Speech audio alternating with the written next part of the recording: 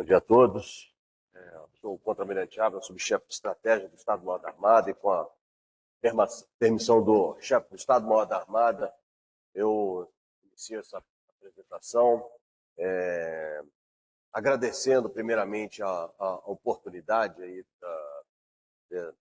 de poder endereçar alguns pensamentos e algumas ideias, né, que nós trabalhamos lá na subchefia de estratégia. Então, eu agradeço ao Almirante Fuzileiro Naval Zúcaro, presidente do CEP-MB, essa oportunidade. Eu agradeço também e saúdo a todos os almirantes de esquadra, membros e ex-membros do almirantado e os demais almirantes, quanto almirantes e vice-almirantes aqui presentes,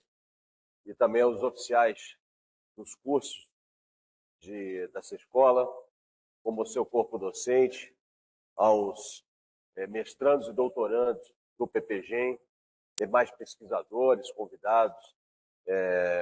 Devido aqui a essa oportunidade, para mim é um grande desafio aqui dividir esse palco com o professor Jens Peller, com o comandante William Moreira, dois acadêmicos de quilate, de renome, nessa área. E, como eu falei para o senhor, comandante William, é um desafio muito grande. E a minha palestra, minhas palavras aqui, eu vou, até para fugir um pouco desse, usar a estratégia para não confrontar aqui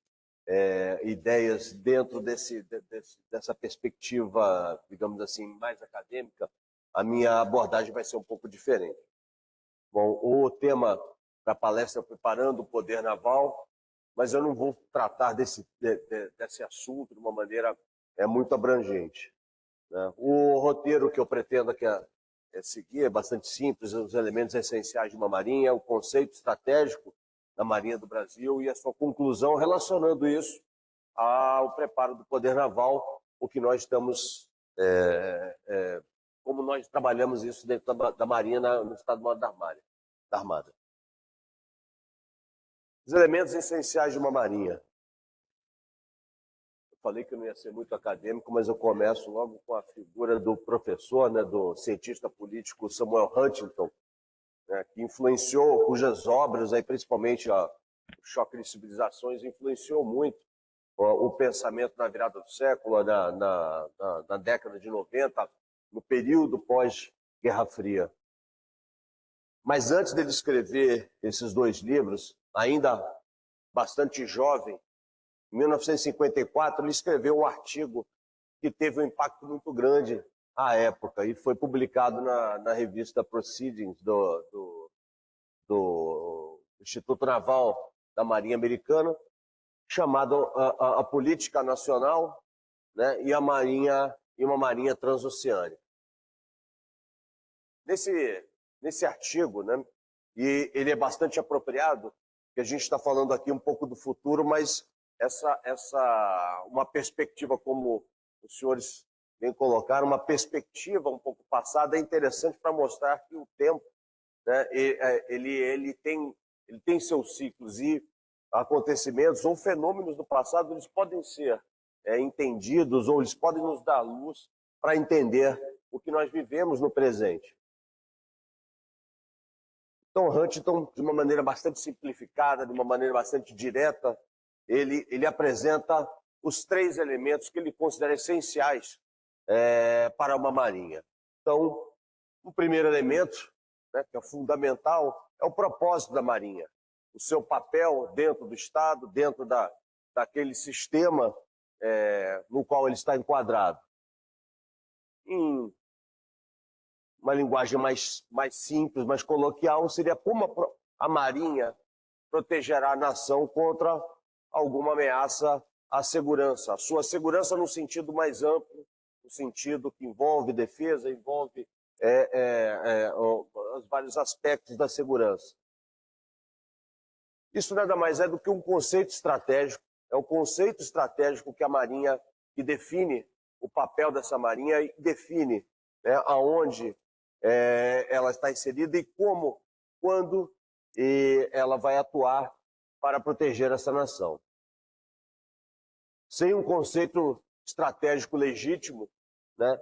a Marinha e as suas partes componentes, os seus navios submarinos, unidades de fuzileiros navais, equipamentos, sistemas, eles não têm conexão, eles não fazem sentido, eles não têm a simbiose necessária para cumprir a sua missão. Nas palavras de Huntington. Segundo elemento,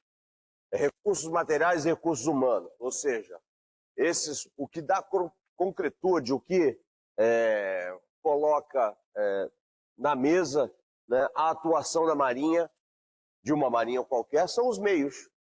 que ela possui, sistemas de armas, bases, a sua infraestrutura, e o pessoal, né, capacitado, dividido em vários quadros e corpos que tripulam esses meios, que fazem com que o poder naval, que permitem que o poder naval seja empregado. Mas para se obter esses recursos, são necessários investimentos por vezes vultuosos, investimentos constantes, investimentos obtidos de uma maneira regular. E isso passa pela aprovação da sociedade, pelo apoio, pelo suporte da sociedade e dos seus líderes, dos seus governantes. Então, como o artigo diz, esse artigo publicado lá pelo Huntington, faz parte do conceito estratégico também dar forças, ou seja, estimular essa comunicação com a sociedade para que os recursos apropriados e de uma forma regular, e esse fluxo de recursos, ocorra. Ele diz que sem um conceito estratégico claro, né, pode existir umas dúvidas, ou pode existir uma confusão dentro da sociedade sobre a real razão, né, de existência de uma marinha. Ele diz também que sem um conceito estratégico claro e bem colocado, os pleitos orçamentários, o apoio que uma marinha precisa da sociedade, dos seus governantes, ela vai encontrar vozes hostis ou apáticos. E eu acho que apáticos talvez seja até pior do que uma voz hostil, porque uma voz hostil, ela permite ainda uma discussão, ela permite uma contra-argumentação e permite que o tema seja levantado. Mas uma apatia perante assuntos de defesa ou perante assuntos voltados à importância do poder naval, ela é muito ruim para justamente influencia negativamente o preparo do poder naval e cabe, em parte, ao conceito estratégico dar elementos para que a comunicação estratégica seja realizada com a sociedade e seus dirigentes. E segundo Huntington, é o terceiro elemento que fecha esse triângulo, é a estrutura organizacional de uma marinha, ou seja, é como a estrutura que faz a gestão dos recursos, gerencia e aloca esses recursos de modo a implementar ou transformar essa ideia abstrata do conceito estratégico em ações reais. E essa estrutura organizacional, ela deve refletir, ela depende também do conceito estratégico que foi estabelecido. É difícil adotar um modelo estratégico, o modelo organizacional, uma estrutura organizacional utilizada em uma força armada, ela pode não servir a outra força armada, mesmo entre duas marinhas diferentes. Isso depende do conceito estratégico, depende para que aquela marinha se prepara, quais são as ameaças e qual é a atuação dessa marinha. E essa estrutura organizacional, ela acaba influenciando desde do emprego tático da força até a alta administração, até a conformação da alta administração. E eu não estou me atendo somente à estrutura organizacional como um organograma, é muito mais do que isso, são as nossas normas, é o funcionamento, são a maneira como nós dividimos as áreas de trabalho e como nós nos relacionamos dentro da própria da organização. Então, num sentido bastante, num fechamento desses três elementos, né, temos ali um conceito estratégico alinhado a um desígnio do Estado, a uma política nacional de segurança e defesa, que ela pode até não existir formalmente, ela tem vários elementos que são tácitos, que são depreendidos dos valores da sociedade, mas o conceito estratégico tem que estar aliado com isso, moldando a estrutura organizacional e direcionando o emprego, né, dos recursos que serão conformados, que darão a realidade, a configuração da força. Ao mesmo tempo, esse conceito estratégico dialoga com a sociedade e com o Estado. E esses são os três elementos. E o que eu achei bastante óbvio, o que eu tenho certeza que todos os senhores e senhoras estão achando bastante óbvio, muito simplista, bastante óbvio, mas faz sentido e a gente pode trazer isso para a nossa situação aqui na Marinha do Brasil, com certeza em outras marinhas. Mas o que me chamou a atenção, na verdade, foi isso. E a segunda parte do artigo, ele começa a falar da crise da Marinha Americana. Então, tendo colocado esses elementos, em 54, esse artigo ele fala de uma profunda crise que a Marinha Americana estava sofrendo, né? E ao nos depararmos com essa parte do artigo, foi o que aconteceu comigo, eu não entendi ainda por que em 54, com Marinha, que tinha sido vitoriosa, um grande elemento, uma grande força que tornou os Estados Unidos o país vitorioso na Segunda Guerra, que triunfou no Pacífico, né, que arrasou a Armada Japonesa, que foi o orgulho da nação ao final da guerra, cultuada em Hollywood com os filmes da guerra, da atuação da Marinha durante a guerra. Como que essa Marinha, há menos de 10 anos depois, ela estava em crise? Bom, e o artigo ele segue e tece uma série de explicações, né, voltadas ali ao conceito estratégico. Então essa é a Marinha, a reserva da Marinha Americana no pós-guerra, quantidade imensa de navios e os argumentos que começaram a surgir. Para que nós temos uma Marinha se nós não temos mais inimigos? De uma maneira até paradoxal, a Marinha dos Estados Unidos ela nunca teve tantos meios navais para lutar com tão poucos inimigos. A Marinha Soviética estava engatinhando ainda, não tinha um poder naval consistente. A Marinha Japonesa, como eu disse, afundada. A Marinha Alemã também não existia mais. Não fazia mais sentido uma marinha tão grande, uma estrutura tão grande, para na voz de muitos críticos, não faria mais sentido manter uma marinha se não havia inimigos. Na voz até de um dos críticos, ele fala que os maiores inimigos da marinha são a Força Aérea e o Exército americano. Ao mesmo tempo, né, ao final da Segunda Guerra, como sabemos, aí houve a primeira utilização de uma arma nuclear, e houve um avanço muito grande no poder aéreo. Em 1951, foi criado o Comando Aéreo Estratégico, que era essa aliança de meios aéreos, poder aéreo com armamento nuclear, fazia com que muitos analistas acreditassem que o poder naval ficaria em segundo plano, porque o que garantiria a segurança e a defesa dos Estados Unidos seria justamente esse componente aéreo, né, juntamente com a detenção da tecnologia nuclear. Aliado ao custo de uma marinha que ainda tinha muitos meios, isso formavam argumentos que apontavam que a Marinha dos Estados Unidos, ela ficaria com uma tarefa secundária, como a defesa das linhas de comunicação marítima. Mas o que estava na análise do Huntington e o que me chamou a atenção nesse artigo, o que houve naquele momento foi um desalinhamento do poder, do conceito estratégico, né? O conceito estratégico vigente aí desde o início do século XX até o período no pós-guerra,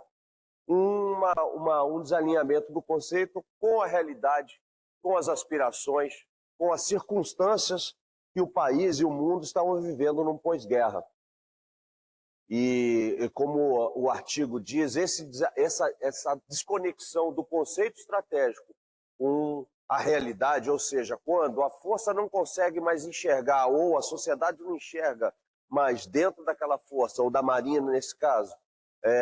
um papel dela dentro daquela estrutura de defesa, ou dentro, atendendo às necessidades do país, ocorre uma degradação física, uma degradação moral da força. Essa já é uma foto dos anos 80, né? E o artigo ele finaliza dizendo que a solução para a Marinha dos Estados Unidos naquele momento foi rever o seu conceito estratégico, e a Marinha, que era uma marinha oceânica, ou seja, uma marinha que, né, conforme foi dito aqui, seguindo preceitos marranianos, era uma marinha que visava o combate no mar, uma marinha oceânica que invencível no mar, passou a ser uma marinha transoceânica, uma marinha que já visando objetivos em terra, na Eurásia, muito longe dos Estados Unidos, uma marinha que tinha capacidades para atuar e dar o suporte às outras forças num ambiente diferente, um ambiente em terra. Então, essa mudança do conceito estratégico orientou e fez com que houvesse uma reformulação tanto no entendimento da sociedade como dos governantes e da própria Marinha no preparo do seu poder naval. E como nós sabemos aqui, não passou a ter uma atuação como segundo plano, como se dizia ainda em 1954, no início dos anos 50. Bom, nesse sentido, essa contextualização, essa primeira fase da minha apresentação aqui, eu mostro a importância de um conceito estratégico, né? Nesse caso que foi apresentado nesse artigo, que houve um artigo de uma repercussão muito grande, à época foi reeditado recentemente na revista Proceedings, e eu vou falar um pouco sobre o nosso conceito estratégico da Marinha do Brasil, que foi concebido, que foi formulado, que foi aprimorado recentemente, que consta na Estratégia de Defesa Marítima, mencionada pelo comandante William Moreira. Mas eu faço isso depois de ter apresentado essas questões, esse caso, né, da Marinha Americana, para que os senhores reflitam, né, justamente no nosso caso aqui, nas nossas circunstâncias, no nosso contexto. A formulação do conceito estratégico ele é fundamental para o preparo, porque é a base do entendimento de que marinha nós precisamos ter, que marinha nós precisamos construir, que marinha nós precisamos preparar. Ele é estabelecido em objetivos, posturas e estratégias. Os objetivos que são os fins, né, as posturas que são os modos como nós vamos atingir esses objetivos, e as capacidades são os meios que nos darão, pelo meio dos quais nós também, sendo aplicados de acordo com as posturas estabelecidas, nós atingiremos os objetivos estratégicos. Mas, primeiramente, né, o processo levou em consideração a conjuntura, a compreensão do ambiente nas suas mais diversos aspectos, né, analisando tanto a conjuntura presente quanto os cenários prospectivos, como mostrou também muito bem o comandante William Moreira, e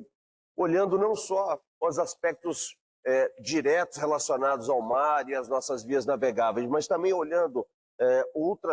outros campos, como a tecnologia, a economia, a geopolítica, essa mudança, esse momento que nós vivemos de intensa mudança na ordem mundial, de transformação,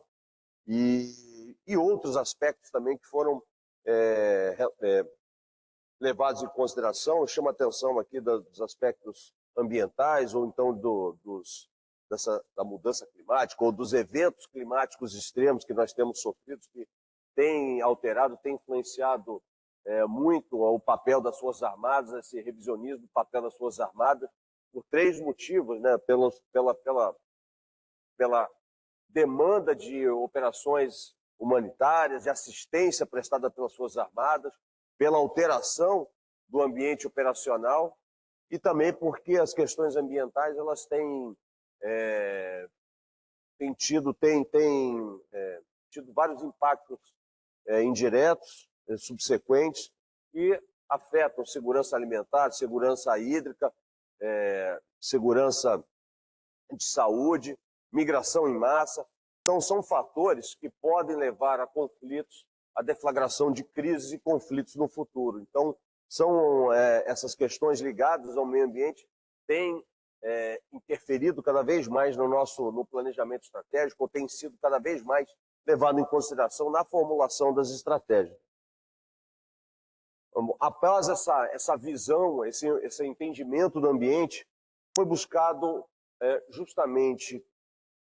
nos elementos das políticas, nos documentos condicionantes, buscar o entendimento do papel da Marinha dentro do Brasil, dentro do Estado brasileiro, de uma maneira bastante fiel, não apenas na norma, mas também no entendimento, no que se espera da Marinha do Brasil, qual o papel histórico, qual o papel atual e o que se espera no futuro da Marinha do Brasil. A combinação tanto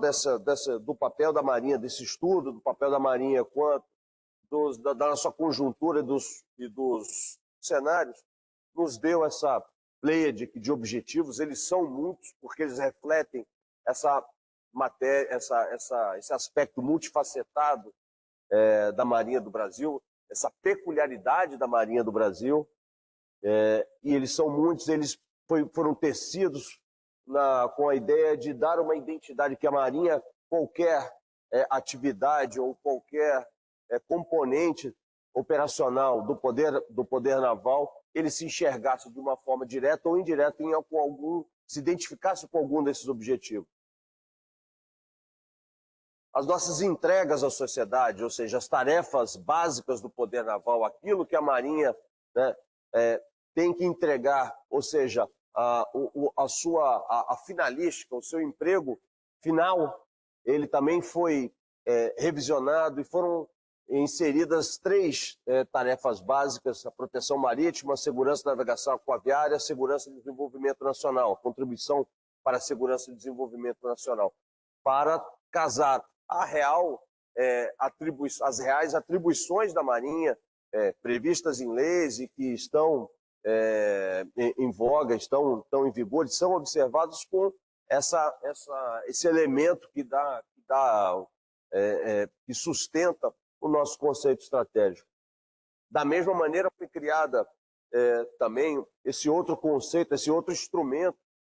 mais voltado à comunicação externa dos campos de atuação, para ficar evidente que a Marinha do Brasil ela atua na defesa naval, ela nasce para a defesa naval, é a razão de existir da Marinha, a defesa naval, a nossa destinação constitucional primordial, mas ela atua também fortemente na segurança marítima,